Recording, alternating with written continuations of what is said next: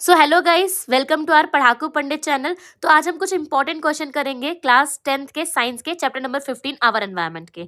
तो सबसे पहला क्वेश्चन स्टार्ट होता है, which of the following is a biodegradable waste. इनमें से ऐसा कौन सा वेस्ट है जो बायोडिग्रेडेबल है। सबसे पहले मन में क्वेश्चन आया कि बायोडिग्रेडेबल वेस्ट होता क्या है। तो ऐसा वेस्ट जो हमारी मिट्टी के अंदर आराम से मिल जाता है बोलते हैं बायोडिग्रेडेबल वेस्ट बोलते हैं, और जो नहीं मिलता उसे हम क्या बोलते हैं, नॉन बायोडिग्रेडेबल वेस्ट। तो यहाँ पे प्लास्टिक क्या मिल जाता है, नहीं। ग्लास नहीं, मेटल नहीं। तो यहाँ पे ऑप्शन नंबर बी इसका आंसर हो जाएगा कि जो पेपर है वो मिट्टी के अंदर मिल जाता है। तो इसका आंसर क्या हो जाएगा, option number B. Question number second है, which of these is a non biodegradable waste. मैंने अभी आपको बताया कि नॉन बायोडिग्रेडेबल वेस्ट क्या होता है कि जिसके अंदर जो मिट्टी के अंदर नहीं मिले, पर वेजिटेबल्स के जो पील्स होते हैं मतलब छिलके होते हैं वो तो मिल जाते हैं, वूल भी मिल जाएगा, पेपर भी मिल जाएगा। पर क्या पॉलिथीन्स जो है वो मिट्टी के अंदर मिलती है, नहीं। तो इसलिए इसका आंसर क्या हो जाएगा हमारा, option number C. Question number third क्या है, which of the following is an abiotic component of an ecosystem. सबसे पहला है कि ये एबायोटिक कॉम्पोनेंट्स क्या होते हैं। तो दो चीजें होती हैं, एक होता है बायोटिक और एक होता है एबायोटिक।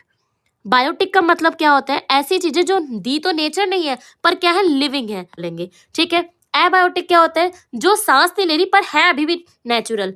तो इसमें जैसे एग्जांपल के मतलब नॉन लिविंग है, ये सांस नहीं ले रही पर साथ के साथ क्या है, दोनों ही क्या है, नेचुरल है। जैसे एग्जाम्पल के लिए ह्यूमन जो है वो इसके अंदर आ जाएगा, क्योंकि ह्यूमन क्या कर रहा है, सांस ले रहा है ना, ब्रीथ कर रहा है। तो ह्यूमन किसके अंदर आ जाएगा, इसके अंदर आ जाएगा। ह्यूमन जो है वो इसके अंदर आ जाएगा। एयर आ जाएगी इसमें, क्योंकि एयर हमारे लिए है तो बहुत जरूरी, पर क्या सांस ले रही है, नहीं ले रही। तो इसलिए यहाँ पे क्या हो जाएगा, एयर हो जाएगा। तो इस हिसाब से अगर हम देखें तो प्लांट्स है वो सांस लेते हैं, एनिमल सांस लेते हैं, बैक्टीरिया भी सांस लेता है, पर टेम्परेचर जो है वो इसका आंसर नहीं होगा। तो इसलिए क्या है, एबायोटिक कॉम्पोनेंट्स क्या हो जाएगा हमारा, टेम्परेचर। क्वेश्चन नंबर फोर्थ क्या है, the top trophic level in the food chain is occupied by. तो यहाँ पे सबसे ऊपर आपने देखा होगा, तो अगर सबसे पहले प्रोड्यूसर्स होते हैं, उसके बाद हमारे क्या होते हैं, जो प्रोड्यूसर्स मतलब कि प्लांट वगैरह, उनके बाद जो हमारे घास वास खाने वाले होते हैं, जो गाय वगैरह हो गई, उसके बाद क्या आता है, कार्निवोरस आते हैं जो गाय वगैरह को खाते हैं। तो इस वजह से हमारे जो टॉप पे कौन होगा, हमारे कार्निवोरस होंगे। तो इसलिए इसका ऑप्शन नंबर क्या हो जाएगा, सी सही हो जाएगा।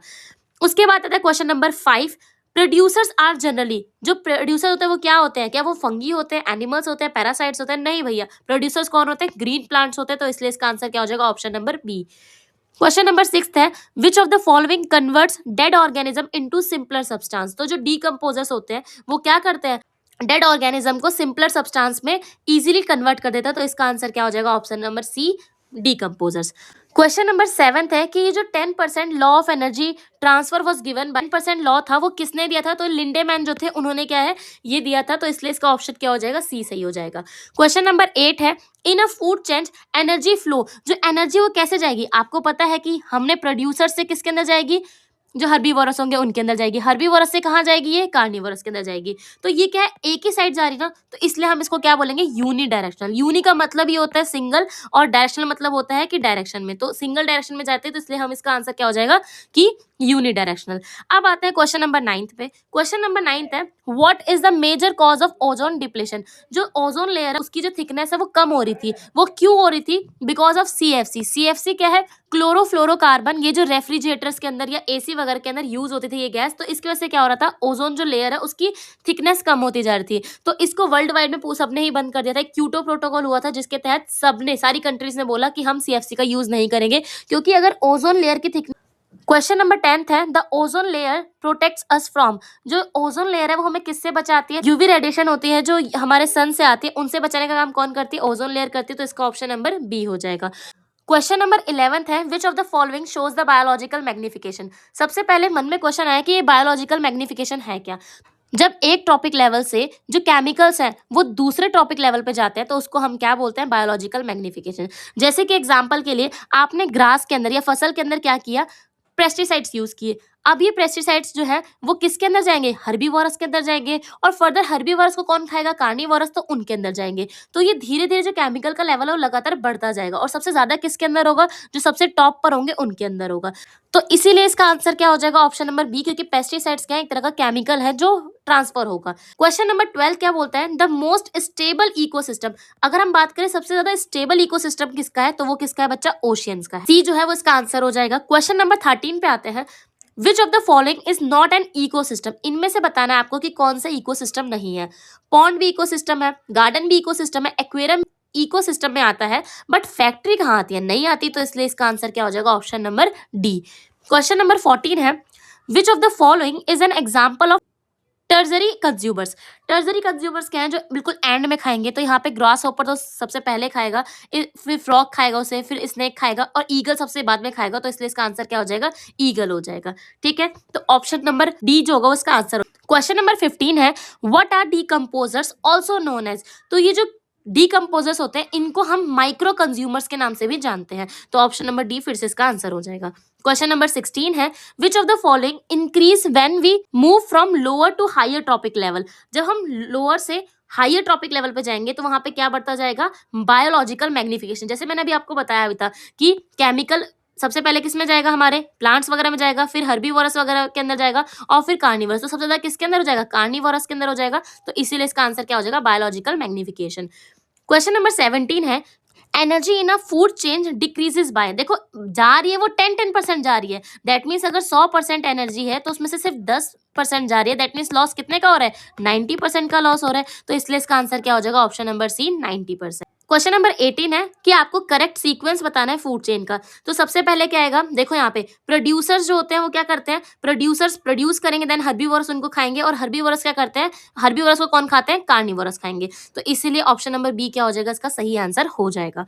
क्वेश्चन नंबर 19 है, प्लास्टिक इज हार्मफुल बिकॉज। जो प्लास्टिक है वो हार्मफुल है, क्यों है, क्योंकि ये नॉन बायोडिग्रेडेबल वेस्ट है, तो इस वजह से ये क्या है, हार्मफुल है। क्वेश्चन नंबर 20 है, ecological balance can be maintained by. ये जो इकोलॉजिकल बैलेंस है वो कैसे मेंटेन कर सकते हैं, क्या हम डिफॉरेस्टेशन करें तो मेंटेन हो जाएगा, नहीं भैया, वेस्ट बर्निंग करें नहीं, यूजिंग सीएफसी करें तो बिल्कुल भी नहीं, तो इसका है ऑप्शन नंबर सी, रिसाइकलिंग। अगर आप रिसाइकल कर रहे हो चीजों को तो आप जो इकोलॉजिकल बैलेंस है वो मेंटेन कर सकते हो। तो क्वेश्चन नंबर 21 क्या है हमारा, which of the following is example of biotic component. मैंने आपको शुरू में ही क्वेश्चन में बताया था कि बायोटिक का मतलब क्या होता है, जो सांस ले रहे हैं, और एबायोटिक का मतलब जो सांस नहीं ले रहे।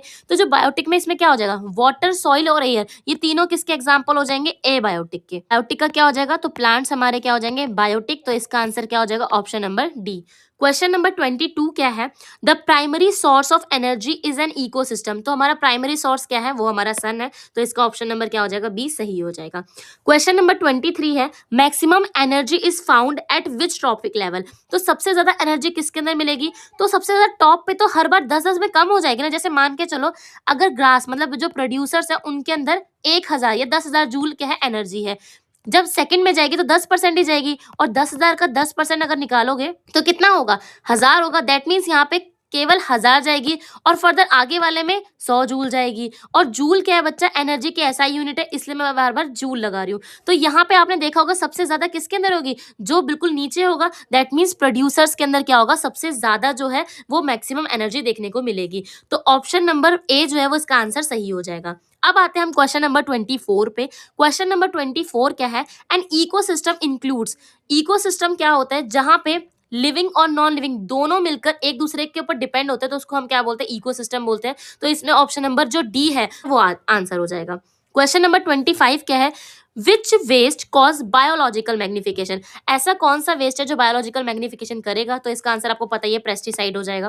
क्वेश्चन नंबर 26 है, फूड वेब क्या है। तो क्या खाली सिंगल पाथवे ऑफ एनर्जी, नहीं, आपको फूड वेब का मतलब ही क्या होता है, मान के चलो ग्रास है, ठीक है, अब ग्रास जो है उसको क्या हमेशा गाय ही खाएगी, गाय खाएगी, नहीं भैया, कभी उसको गॉट भी खा सकती है, बकरी भी खा सकती है, ठीक है, उसको और भी तो जानवर खा सकते हैं। और बकरी को क्या हमेशा लायन ही खाएगा, नहीं, उसे टाइगर भी खा सकता है, ठीक है, उसे और भी जो जानवर है वो भी खा सकते हैं। तो यहाँ पे फूड वेब का मतलब होता है जब बहुत ज्यादा डिपेंडेंस होती है, कि मतलब एक फूड को खाने वाला एक ही बंदा नहीं है, तो उसको हम क्या बोलते हैं कि वो फूड वेब है। तो यहाँ पे इसका आंसर क्या हो जाएगा, option number B, interconnected food chains. मतलब बहुत सारी फूड चेन्स को जब हम कनेक्ट कर देते हैं तो वो क्या बन जाता है, फूड वेब बन जाता है। क्वेश्चन नंबर 27 है कि आपको बताना है, non biodegradable waste is harmful because. ये जो नॉन बायोडिग्रेडेबल वेस्ट है वो हमारे एनवायरनमेंट पे हमेशा रह जाता है, डिग्रेड नहीं होता, मतलब ये जल्दी मिट्टी में मिलता नहीं है, तो इसीलिए यहाँ पे क्या हो जाएगा answer, option number C, it accumulates in environment. तो मतलब कि ऑप्शन नंबर सी क्या हो जाएगा, इसका आंसर हो जाएगा। क्वेश्चन नंबर 28 क्या है, which of the following is a natural ecosystem. इनमें से आपको बताना है जो नेचुरली बना है। तो एक्वेरियम तो भैया इंसान बनाता है, जू भी इंसान बनाता है, और बोटानिकल गार्डन्स होता है वो भी इंसान बनाता है, पर जो फॉरेस्ट है वो अपने आप बनते हैं, तो इसका आंसर क्या हो जाएगा, option number C.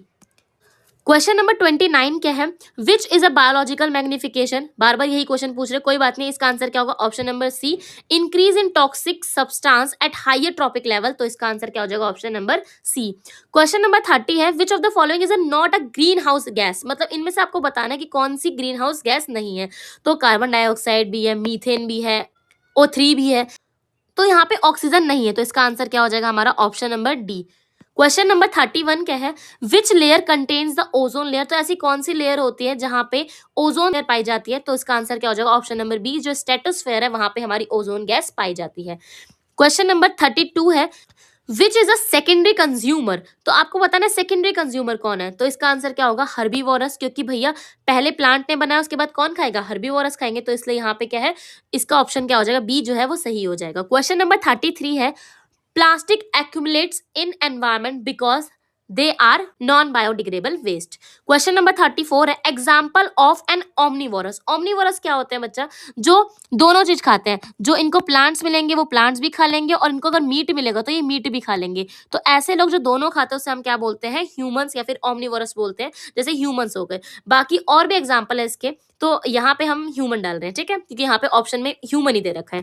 Question number 35 है कि ई वेस्ट क्या होता है, नाम से ही समझ आ रहा है, ई स्टैंड्स फॉर इलेक्ट्रॉनिक, तो यहाँ पे क्या हो जाएगा, ऑप्शन नंबर सी इसका करेक्ट आंसर हो जाएगा कि इलेक्ट्रॉनिक वेस्ट जो होता है उसे हम ई वेस्ट भी कहते हैं।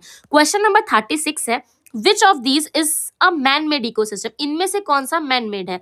देखो भैया, फॉरेस्ट भी अपने आप बनते हैं, लेक भी अपने आप बनती है, तालाब भी अपने आप बनते हैं, पर जो गार्डन है वो कौन करता है, हम लोग बनवाते हैं ना, तो इसलिए इसका आंसर क्या हो जाएगा, option number D, gardens. Question number 37 है कि the lowest trophic level is always occupied by, तो आपको पता है सबसे नीचे कौन होता है, प्रोड्यूसर्स होते हैं, तो इसका आंसर क्या हो जाएगा, option number A, producers. Question number 38 है, which of the following helps in recycling nutrition, तो यहाँ पे रिसाइकल कौन करते हैं, डीकम्पोजर्स करते हैं, तो इसलिए इसका आंसर क्या हो जाएगा, option number C, decomposers. Question number 39 है, which chemical causes maximum ozone depletion, मतलब कि जो ओजोन लेयर है उसकी थिकनेस कम होती जाती है, किसकी वजह से, क्योंकि हम सीएफसी का यूज करते हैं, क्लोरोफ्लोरोकार्बन का यूज कर रहे थे। क्वेश्चन नंबर 40 है, अ food chain always starts with, जो फूड चेन है वो हमेशा किससे स्टार्ट होती है, प्रोड्यूसर्स से स्टार्ट होती है, तो यहाँ पे भी ऑप्शन क्या हो जाएगा हमारा, प्रोड्यूसर्स हो जाएगा। तो आई होप आपको ये 40 क्वेश्चन समझ आए होंगे, और अगर समझ आए तो प्लीज लाइक शेयर सब्सक्राइब करें, साथ ही इनको एक बार सुन लो तो बहुत अच्छी बात है, क्योंकि अब आ रहे हैं प्री बोर्ड, उसके बाद आपके बोर्ड्स आएंगे, तो एटलीस्ट अगर एक चैप्टर में से अगर हम 40 क्वेश्चंस आपको एमसीक्यू करा रहे हैं और टोटल आएंगे पेपर में 20 आएंगे, तो ऐसा है कि बनेंगे तो यहीं से बनेंगे, इससे बाहर क्या ही बन जाएगा, क्योंकि यहाँ पे हमने ऑलमोस्ट सब कवर कर लिया है। बस हाँ, एक दो तीन चीज रहती हैं जो मुझे पता है, जैसे क्योटो प्रोटोकॉल, बाकी जो सीएफसी को कब बंद किया था, कौन सा सन में बंद किया था, ये दो चीजें रहती हैं, बाकी इसके अंदर सब कुछ कवर है। तो अगर आपको वीडियो हमारी अच्छी लग रही है तो प्लीज लाइक करें, शेयर करें एंड सब्सक्राइब करें।